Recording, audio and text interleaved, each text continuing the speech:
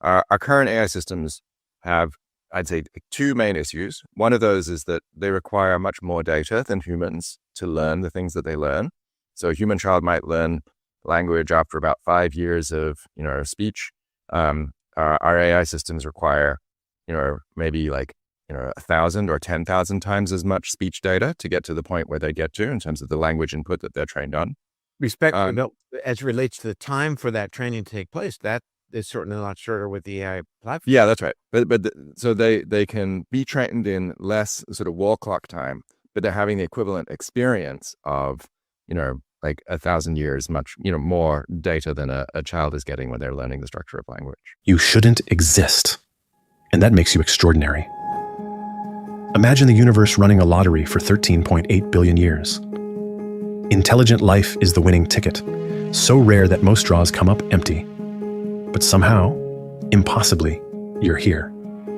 Then the real lottery began. The probability of your specific sperm meeting your specific egg was 1 in 400 trillion. But that's nothing compared to the odds of your parents meeting at exactly the right moment, or their parents crossing paths when they did. Going back just 10 generations, your existence required roughly 1,000 perfect coincidences happening in precisely the right sequence. Yet here you are, a collection of atoms that became aware of itself, capable of contemplating the very impossibility of your own existence. You walk into a grocery store to buy jam. 24 varieties line the shelf. You read labels, compare prices, weigh options. 15 minutes later, you leave empty-handed. Meanwhile, your friend walks into another store, 6 jars on the shelf. She grabs strawberry in 30 seconds and enjoys it at breakfast. Psychologists Sheena Iyengar and Mark Lepper studied this exact scenario and found something counterintuitive. More choice doesn't help you decide. It paralyzes you. Here's why. Your prefrontal cortex can juggle about 7 things at once. 6 jam options, easy. 24, too many. Your brain can't hold all the comparisons, so it defaults to shortcuts that often lead to no decision at all. Brain scans show the pattern. The part that weighs options goes into overdrive. The part that generates satisfaction shuts down. You literally work harder and feel worse about any choice you make. This creates what psychologists call anticipated regret, the fear that you'll pick wrong when so many alternatives exist. Abundance turns a simple purchase into an anxiety-inducing optimization problem with no clear solution. Dating apps create the same overload. Your brain evolved to choose between maybe 20 partners in a small community. Now it faces hundreds of profiles in an hour. You start scrolling. Each face sparks the same thought. Maybe someone better is next. Sarah seems nice, but what about the next profile? Jessica has interesting hobbies, but maybe someone even more compatible is one swipe away. So you keep scrolling, searching for perfect in an endless stream of options. The choice paradox breaks your decision-making. It also changes you. If you keep changing, are you the same person you were yesterday, last year, a decade ago? You of 10 years ago isn't made of the exact same materials as the you today. Your personal identity faces this same contradiction. The physical you from 2017 no longer exists. Your red blood cells lasted 120 days. Your skin cells replace themselves every few weeks. Even brain neurons, once thought permanent, show evidence of renewal throughout your lifetime. Think about your old journal entries, text messages, or social media posts from 5 years ago. Reading them feels like archaeological excavation of a stranger's mind. That person had different goals, different fears, different ways of understanding the world.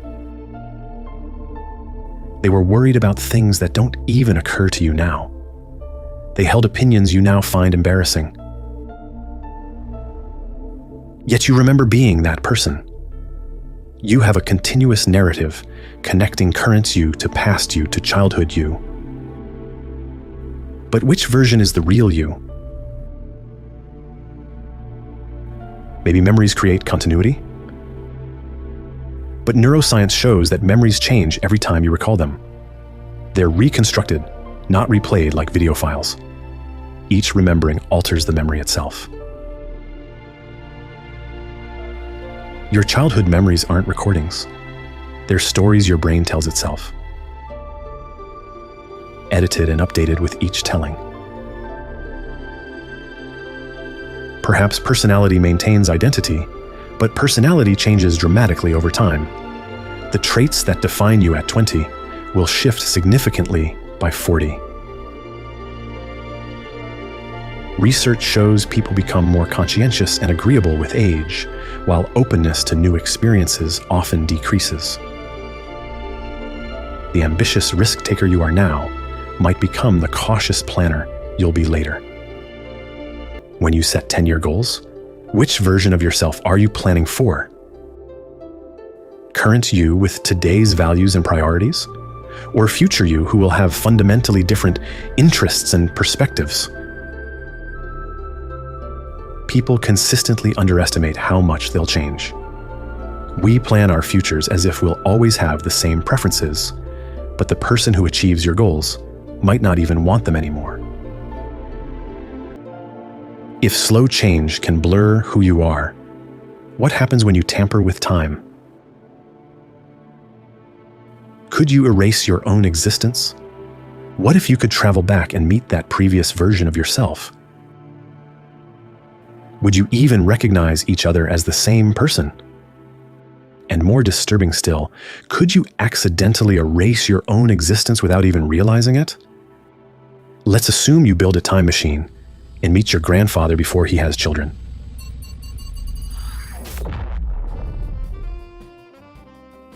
Somehow, on purpose or by accident, you prevent him from meeting your grandmother. That means your parent would never be born. And if your parent never exists, then neither do you. But if you don't exist, who was it that went back in time in the first place? This creates a logical knot. You both exist and don't exist at the same time. Back to the Future tries to solve it with fading from existence. And finally, some argue the simplest answer. Backward time travel just isn't possible. Time can stretch and bend. We see that near black holes, but it can't fold in ways that break causality. So what do we take from all this? The grandfather paradox exposes the illusion of control. It reminds us that no matter how much we regret the past, we can't rewrite it. What we can do is reshape how we interpret it and how it guides the choices we make now. The paradox leaves us with a humbling truth. The past is fixed, but the present is alive with possibility. We don't need a time machine to change our story. We need perspective. So the next time you catch yourself wishing, if only I could go back, remember the grandfather paradox. Even if you could, the result might be stranger than you imagine. The wiser move is to take it as a reminder. The past is sealed, but the future is wide open. Established cognitive science, but you're taking it a step further. How is what you're describing in the book different from, that now that you've built on existing cognitive science? Where do you diverge?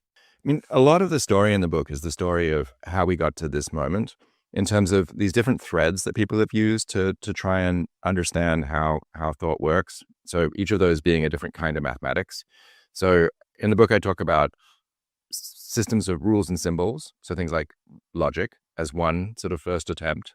And then discovering that didn't quite work, thinking about representing ideas as points in space, and then needing some kind of story about how you do computation in spaces, and that being what's called artificial neural networks.